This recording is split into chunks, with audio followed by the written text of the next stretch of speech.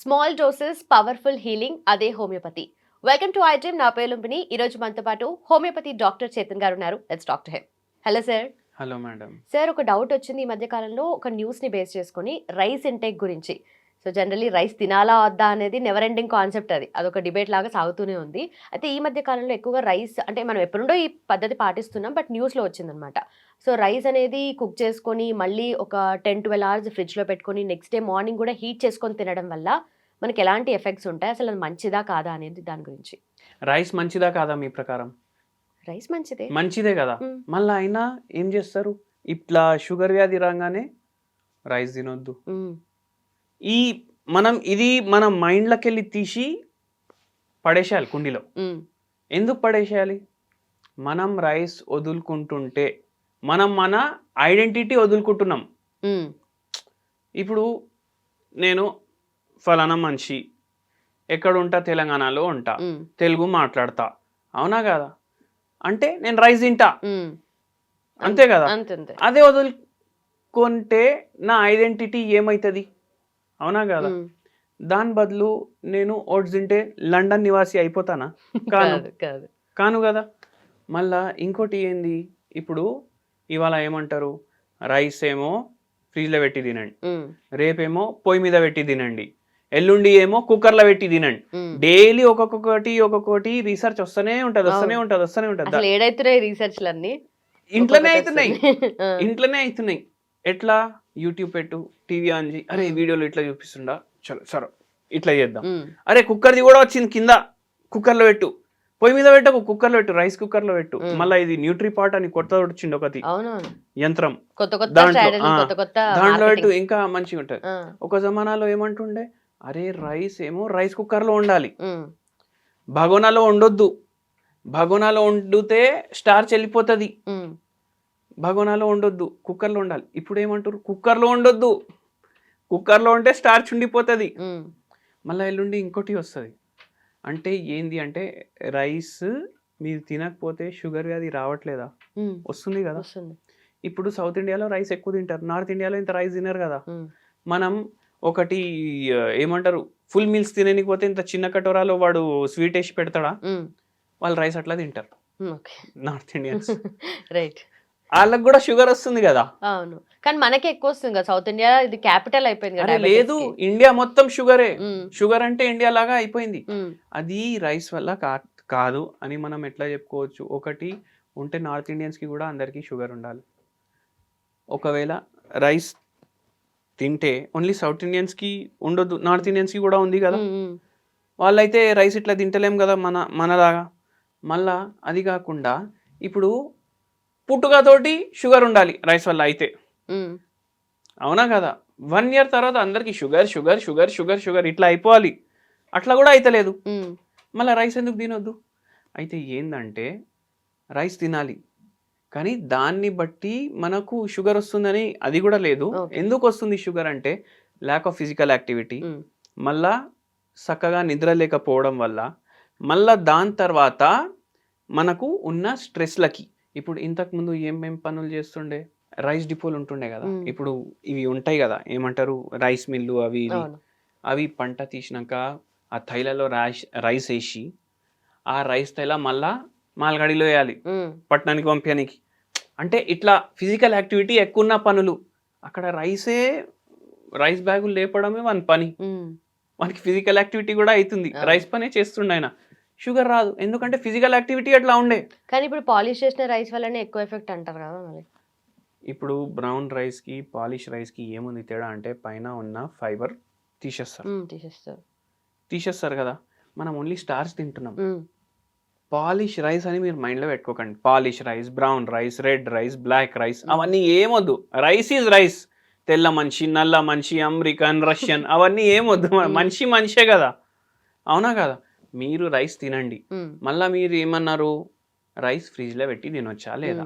ఫ్రిడ్జ్లో పెట్టి మళ్ళీ నెక్స్ట్ డే హీట్ చేసి. అయితే ఒక ప్రాసెస్ ఉంటుంది, రెట్రోగ్రేడేషన్ అనేసి. రైస్ వండుతామా, కుక్కర్లో వండుకున్నాం, స్టార్చ్ ఏమో జర గరం మంచిగా మొత్తం స్టార్చ్ ఉంటుంది దాంట్లో. ఇప్పుడు ఇది సింపుల్ కార్బోహైడ్రేట్, ఇట్లా తినంగానే అబ్జర్వ్ అవుతుంది ఇమ్మీడియట్గా, గ్లూకోజ్ స్పైక్ ఎక్కువ అవుతుంది. ఎందుకంటే గ్లైసిమిక్ ఇండెక్స్ ఎక్కువ ఉంది.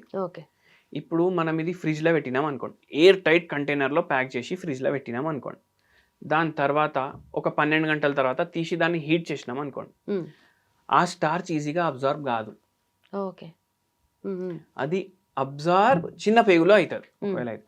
ఇప్పుడు స్టార్చ్ అది అబ్జార్బ్ కాదు కదా, ఫైబర్ లాగా యాక్టింగ్ అవుతుంది. అది ఓకే ఓకే ఫైబర్ లాగా యాక్టింగ్ అయ్యి డైజెషన్కి మంచిగా అవుతుంది, గ్లూకోజ్ స్పైక్ కూడా రాదు. ఇవన్నీ ఫ్రిడ్జ్ గిజ్జి ఇప్పుడు వచ్చినాయి, అవునా కాదా? మీరు నైట్ రైస్ వండి ఏం చేయండి, ఒక గిన్నె తీసుకోండి, మట్టి గిన్నె తీసుకోండి, దాంట్లో ఆ రైస్ వేసేయండి, దాంట్లో పెరుగు వేసేయండి, దాంట్లో కొంచెం ఉప్పు, పచ్చిమిరపకాయలు గరం చేసి వేసేయండి, కొంచెం మీరు ఈ బుక్ని వేసేయండి, మన మిరియాల బుక్ని ఉంటుంది కదా అది వేసేయండి, మొత్తం కలుపుకోండి, దాన్ని వదిలేసేయండి, అదే ఫ్రిడ్జ్లో పెట్టండి. అది ఏమైపోతుంది, మంచిగా ఫర్మెంటేటెడ్ దాంట్లో అయిపోతుంది. ఇప్పుడు ఈ కాన్సెప్ట్ నడుస్తుంది వేరే దేశాల్లో. ఫ్రిడ్జ్ లో పెడితే ఫర్మెంటేషన్ కాదు కదా, ఫర్మెంటేటెడ్ కర్డ్ వేస్తున్నాం, ఆల్రెడీ కర్డ్ వేస్తున్నాం. అదే మీరు ఏం చేయండి, బయట పెట్టాలనుకోండి, రైస్ వేయండి, పాలు వేయండి, మళ్ళా దాంట్లో కొంచెం పెరుగు వేసేయండి, ఈ మసాలాలు, బుక్నీలు, చట్నీలు అన్నీ ఏమేమి వేసుకుంటారో వేసుకోండి, మీకు వచ్చే టేస్ట్ ప్రకారం కలిపేసి బయట వదిలేసేయండి. అది ఏం తయారవుతుంది, సద్దన్నం తయారవుతుంది. అది ఇంకా మంచిది షుగర్కి, అవునా కాదా? అయితే మీకు గ్లైసిమిక్ ఇండెక్స్ తగ్గించుకోవడానికి 100 రకాలు ఉంటాయి, కానీ మీకు ఏది సెట్ అవుతుందో అది చేయండి. కరెక్ట్.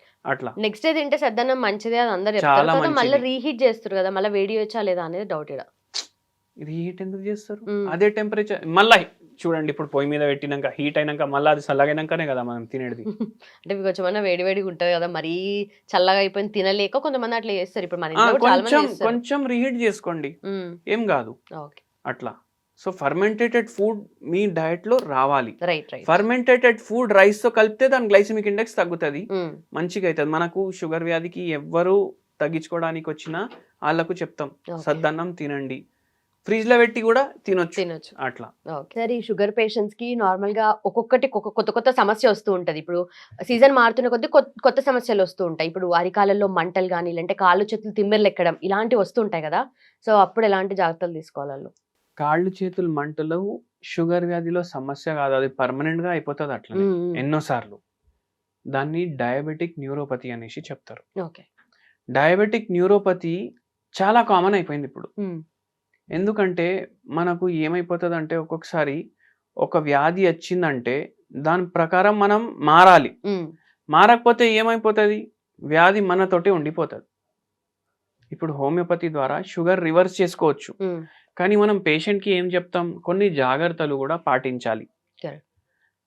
లేదు మాకు జాగ్రత్తలు పాటించం కాదు, మీరే ఏదో హెవీ డోస్ ఇచ్చి తగ్గించండి, అవునా కాదా, ఇట్లా అంటారు.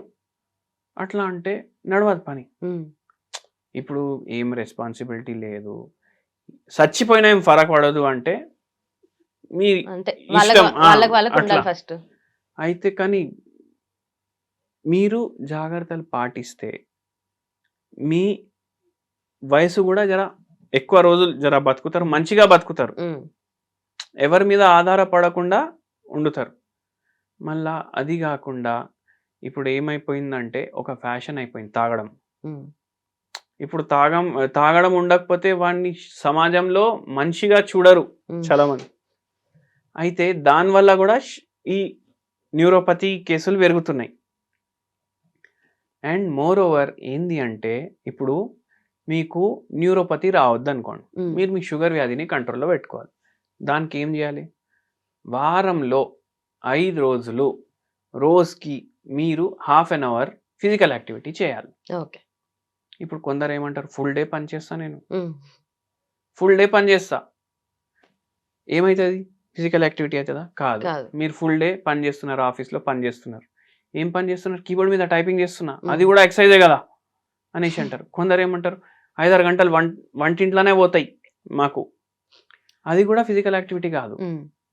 ఫిజికల్ యాక్టివిటీ అంటే ప్రాపర్ ఫిజికల్ యాక్టివిటీ. మీరు నడవండి, జాగింగ్ చేయండి, స్విమ్మింగ్ చేయండి, ఇటువంటి ఫిజికల్ యాక్టివిటీ పెట్టుకోవాలి. మళ్ళీ అది కాకుండా 8 గంటలు పడుకోవాలి. 8 గంటలు పడుకుంటే ఏమవుతుంది, ఏమైనా డ్యామేజ్ అయింది బాడీలో అది రిపేర్ అవుతుంది. ఇప్పుడు మీరు చూడండి, మీరు పడుకుంటారు, రోజు జ్వరం వచ్చింది, జ్వరం వస్తే ఒక 5 రోజులు ఉంటుంది అనుకోండి. డల్ ఉంటుంది శరీరం 5 రోజు వరకు. Next day morning full active అయిపోతుంది. అరే సడన్గా ఎట్లా తగ్గిపోయింది, ఏమైపోయింది మ్యాజిక్ అనేసి అనుకుంటా. పడుకున్నప్పుడు బాడీ హీల్ అవుతుంది. ఓకే. అయితే ఇప్పుడు రోజుకి షుగర్ ఉన్నా లేకున్నా నిద్ర చక్కగా లేకపోతే అన్ని ఆర్గన్లు డ్యామేజ్ అవుతూనే ఉంటాయి.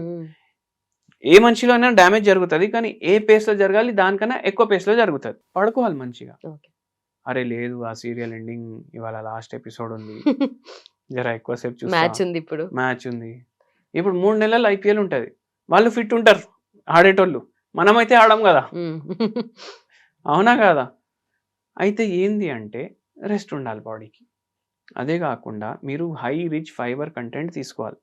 ఇప్పుడు ఏమని వస్తారు పేషెంట్లు, సార్ ఫుల్ నరాలు నొప్పులు అవుతున్నాయి, షుగర్ వచ్చిన కాడికి వెళ్ళి 1 year తర్వాత స్టార్ట్ అయింది, అరికాలు మంటలు ఉన్నాయి, నిల్చొనికి వస్తలేదు, నడుస్తుంటే చెప్పు జారిపోతుంది, చెప్పులు ఉందా లేదా అర్థమైతలేదు ఒక్కొక్కసారి నడుస్తుంటే, అంత స్పర్శ లేకుండా అయిపోయింది. మళ్ళీ చేతులు లాగుతున్నాయి, చేతుల్లో మంటలు అవుతున్నాయి, చేతుల్లో ట్రిమ్మర్స్ వస్తున్నాయి, ఇన్ని ప్రాబ్లమ్స్ అవుతాయి, చక్కర్లు వస్తాయి. ఎందుకు అవుతున్నాయి? న్యూరోపతి వల్ల అవుతున్నాయి. అవునా కాదా? షుగర్ వ్యాధిని కంట్రోల్లో పెట్టుకుంటే ఇవన్నీ కావు. మళ్ళా మనం ఇంకోటి కూడా అంటాం, కంట్రోల్లో పెట్టుకోండి, మళ్ళీ పూర్తిగా తగ్గినాక మళ్ళీ తినొచ్చా అని అంటే, అరే అవి తిన్నారనేసి ఇట్లా అయింది కదా మీ హాలత్. అయితే తినకండి, తినకపోతే ఏమవుతుంది? ఏం కాదు, తింటే ఏమవుతుంది మన అందరికీ తెలుసు, అయినా తింటాం. అవునా కదా? అట్లా అయితే కొంచెం జాగ్రత్తలు పాటించాలి. ఈ నొప్పులు, తిమ్మిర్లు, మంటలు ఇవన్నీ ఎందుకు అవుతాయి? నరాలు చచ్చుబడిపోతాయి. అయితే అవి అవ్వకుండా మన చేతిలోనే ఉంటుంది మొత్తం చూసుకోవడం. ఓకే. అయితే ఫైబర్ రిచ్ ఫుడ్స్ అన్నారు కదా, వాళ్ళు తీసుకోవాల్సినవి ఏం తీసుకోవచ్చు ఎక్కువగా? ఇప్పుడు ఫైబర్ రిచ్ ఫుడ్ అని నేను చెప్పిన, ఇప్పుడు ఫుల్ ఆకలి అవుతుంది అనుకోండి, ఫుల్ ఆకలి, ఇప్పుడు డైలీ 12:30కి లంచ్ చేస్తారు, 2:30 వరకు మీకు లంచ్ దొరకలేదు, ఫుల్ ఆకలి అవుతుంది, మీ మైండ్లో ఏమేమి ఫుడ్స్ తిరుగుతాయి?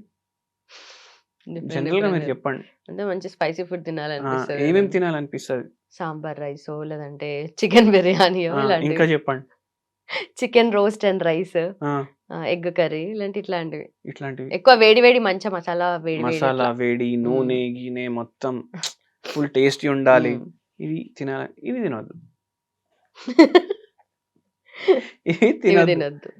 ఎందుకంటే ఇది అన్ని స్పెషల్ కదా, ఇవన్నీ ఎప్పుడో ఒకసారి తినాలి. కానీ మనం స్పెషల్ ఏమో మంచి ఫుడ్ ని చేసేస్తాం,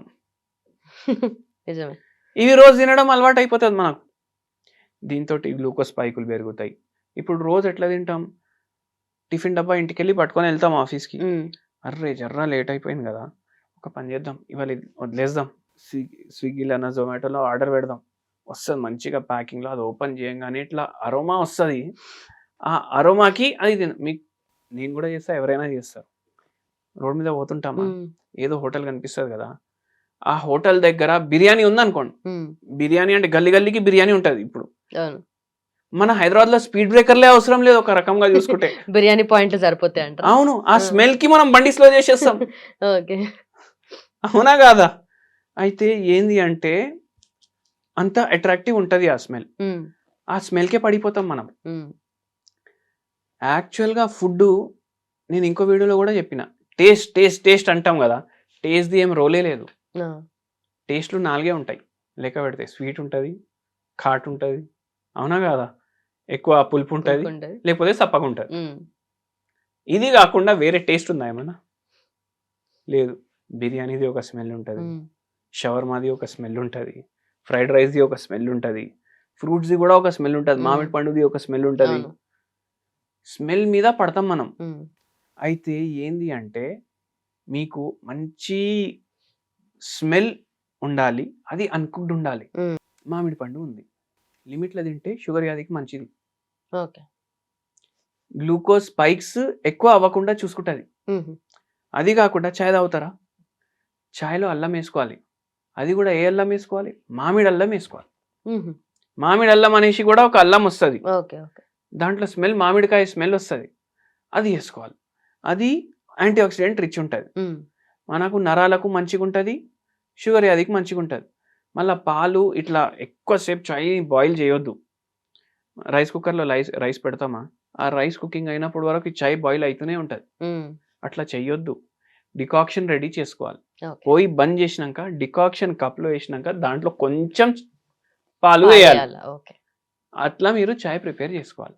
ఇట్లా ప్రిపేర్ చేసుకొని తాగండి. మీకు షుగర్ వ్యాధికి కూడా బెనిఫిషియల్ ఉంటుంది. మళ్ళీ దాని తర్వాత నరాలకు కూడా బెనిఫిషియల్ ఉంటుంది. ఓకే. అట్లా. సో ఇది బెస్ట్ హోమ్ రెమెడీ అయితే. Right sir, thank you.